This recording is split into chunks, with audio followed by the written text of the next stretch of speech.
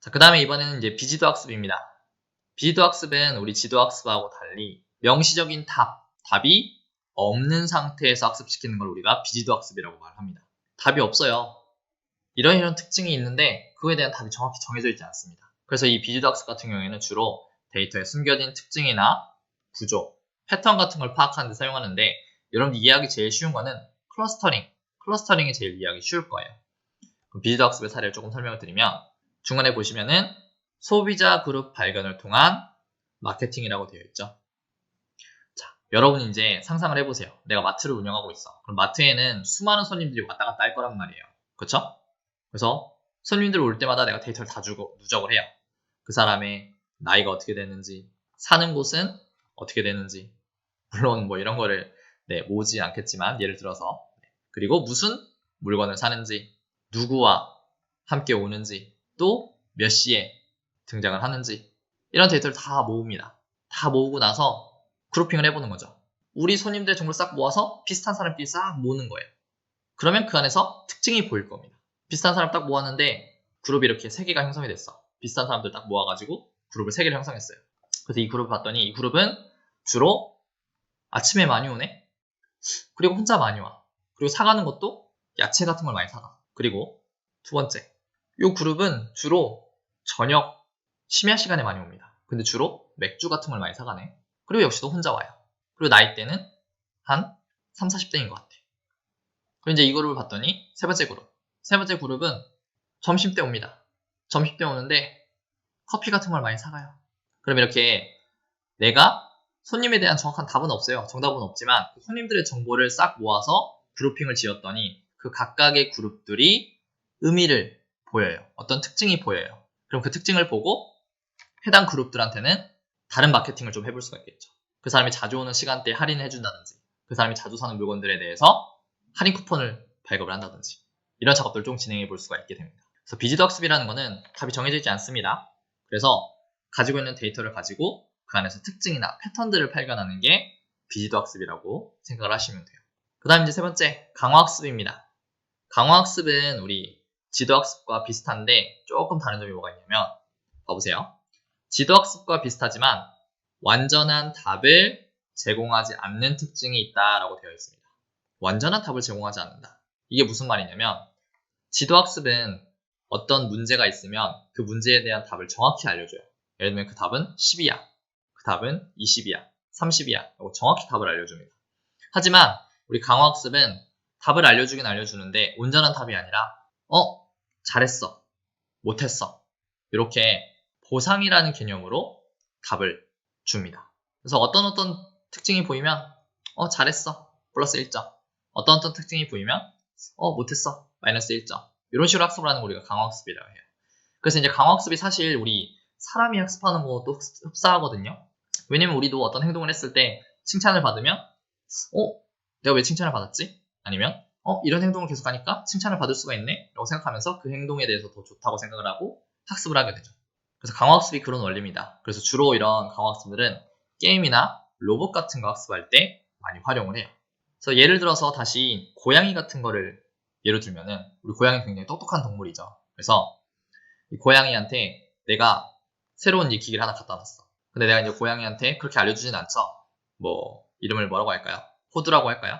호두야, 요 기기가 있는데 요 기기에 여기를 딱 누르면 밥이 나오고 네가 맛있게 먹으면 된단다? 라고 이렇게 자세하게 고양이한테 알려줄 수는 없겠죠.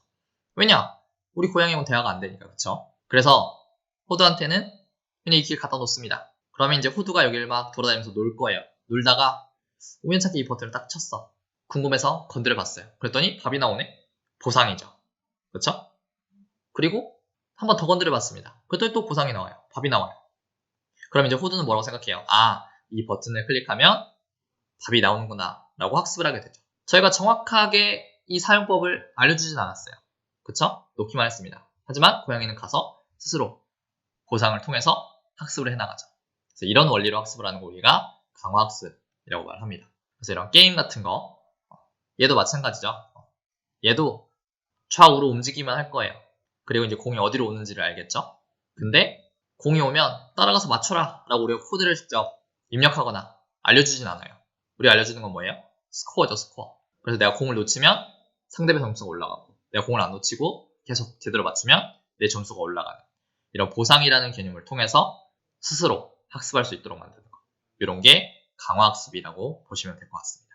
그래서 저희가 이제 머신러닝의 개념부터 인공지능, 머신러닝, 딥러닝 개념 살펴봤고요. 그 다음에 우리 머신러닝 안에서도 지도학습, 비지도학습, 강화학습 개념 알아봤습니다.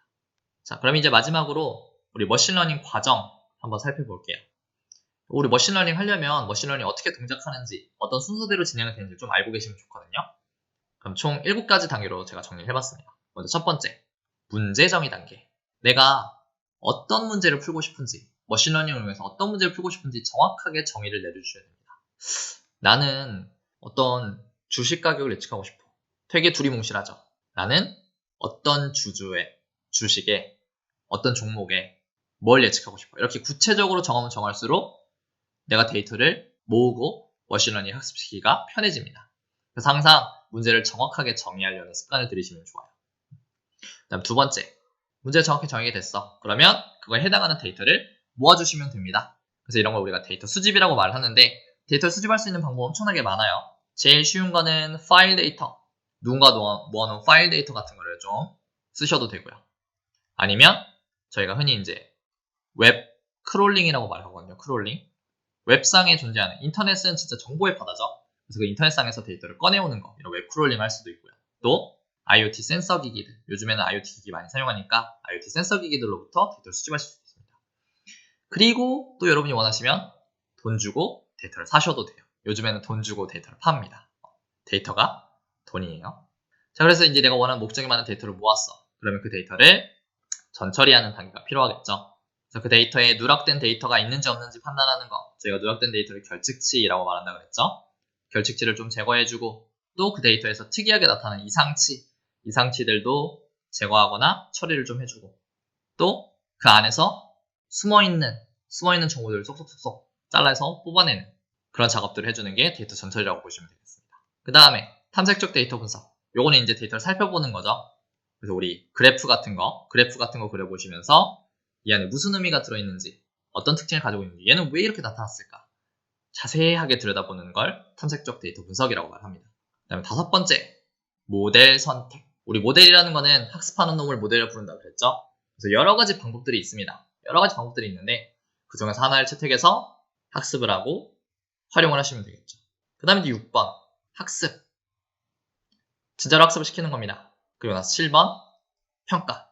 그 모델에 대해서 평가를 해주셔야 돼요. 왜냐면 우리 모델을 만드는 이유는 내가 데이터를 학습을 시켜서 활용을 해야 되잖아요. 근데 머신러닝에서 무조건 다 믿을 수 있는 게 아니겠죠. 데이터를 넣어서 스스로 규칙을 찾게 했어. 근데 그게 믿을 수 있는지 검증을 해줘야 됩니다. 그래서 항상 마지막에는 모델에 대한 평가가 정확히 일어나야 돼요. 그래서 내가 이거를 쓸 수 있을 만한 모델인지, 아니면 못 쓸 것 같은 모델인지 정확히 판단하셔서 활용을 하셔야 됩니다. 자, 그래서 우리 이번 차시에는 우리 머신러닝에 대한 전반적인 개념들과 이론들을 한번 쭉 살펴봤습니다. 그래서 우리 다음 차시부터는 이제 실습을 통해서 머신러닝 활용한 데이터 분석에 대해서 쭉 한번 살펴볼 거예요. 그래서 우리 초보자들이 제일 많이 접할 수 있는 타이타닉이라는 데이터 분석 셋이 있습니다. 그걸 가지고 머신러닝을 이용해서 데이터 분석하는 게 이런 느낌이구나 라는 걸 같이 한번 살펴보도록 하겠습니다.